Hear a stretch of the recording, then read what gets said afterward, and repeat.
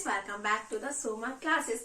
First of all I am very sorry, मैं इतनी late आई हूँ आपसे दोबारा इंटरेक्ट करने के लिए। एक्चुअली क्या है कि स्कूल में क्लासेस, उसके बाद और दूसरे अकेडमी में क्लासेस, मैं काफी बिजी हो गई थी, इसलिए मैं आपको उतना टाइम नहीं दे पाई होती।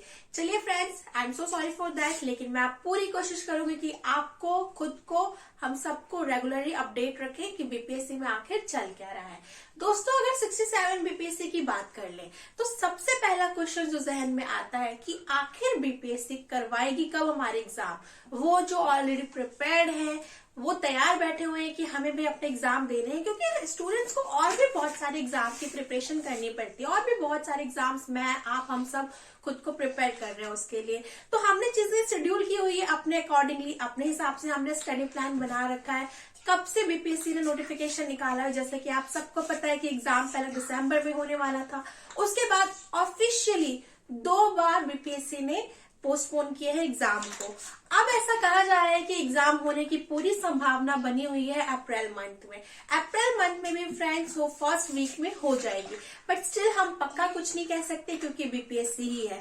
अगर हम बीपीएससी को एनालाइज करें स्टार्टिंग से, तो बच्चे 64 बीपीएससी के बाद से आपने और हमने नोटिस किया है कि बीपीएससी काफी रेगुलराइज्ड हो गई है ना। वो एग्जाम्स को बराबर कंडक्ट करा रही है, रिजल्ट टाइम से निकाल रही है, कुछ ज्यादा डिले नहीं कर रही है।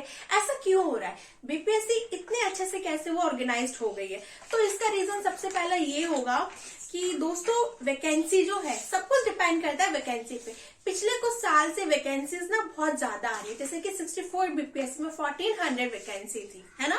उसके बाद 65, 66 में भी 500-600 के आसपास वैकेंसी रही है।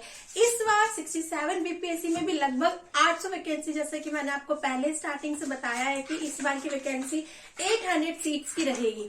तो स्टिल अभी तक के हिसाब से थोड़ा बहुत तो प्लस माइनस हो ही जाता है।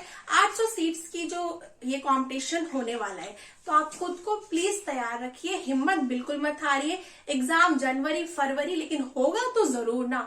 इसलिए प्लीज, अगर आपने रिवाइज कर लिया, प्रिपेयर कर लिया है खुद को, तो रिवाइज करते रहिए। बाकी कोई एग्जाम देना है तो उसके लिए भी प्रिपेयर खुद को करिए। आई एम वेरी मच श्योर कि अप्रैल तक तो ये एग्जाम हो जाएगा। ठीक है दोस्तों, एक 2 मेजर रीजन है कि बीपीएससी जो है इतना डिले क्यों कर रही है, बार एग्जाम को पोस्टपोन क्यों कर रही है। तो सबसे पहला तो पैंडेमिक है भाई, कोरोना केसेस है। अब आप बोलोगे कि मैम दिसंबर तक तो सब कुछ ठीक था, बाकी सारे एग्जाम्स कंडक्ट हो ही रहे थे, तो बीपीएससी ने क्यों नहीं करवा लिया, हम फ्री हो जाते। तो अगर आपने देखा होगा तो इससे पहले जो है लगभग 2 लाख एप्लीकेशन आई थी, ठीक है। 2 लाख स्टूडेंट्स जो है उन्होंने बीपीएससी का फॉर्म भरा था, लेकिन इस बार 67 बीपीएससी में ये नंबर सीधे ट्रिपल हो गई है। लगभग 6 लाख एप्लीकेशन स्टूडेंट्स ने फिल की है। अब आप और मैं, हम सब अच्छे से जानते हैं कि औरंगाबाद केस जो इससे पहले जो एग्जाम हुआ था, वहां पे क्या हुआ था, चीटिंग को लेके काफी इश्यू हुआ था।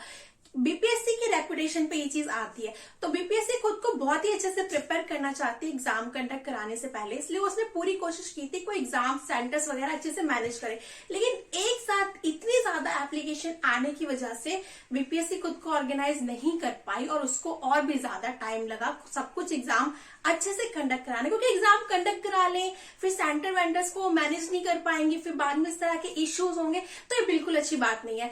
तो ये भी पूरी संभावना दिखाई जा रही है कि डिले का जो सबसे मेन रीजन रहा है वो कोरोना नहीं, बल्कि इतनी ज्यादा एप्लीकेशन आने की वजह से रहा है। इसलिए बीपीएससी को थोड़ा सा टाइम चाहिए था सब कुछ अच्छे से मैनेज करने के लिए, इसलिए एग्जाम जो है ये पोस्टपोन हुआ था।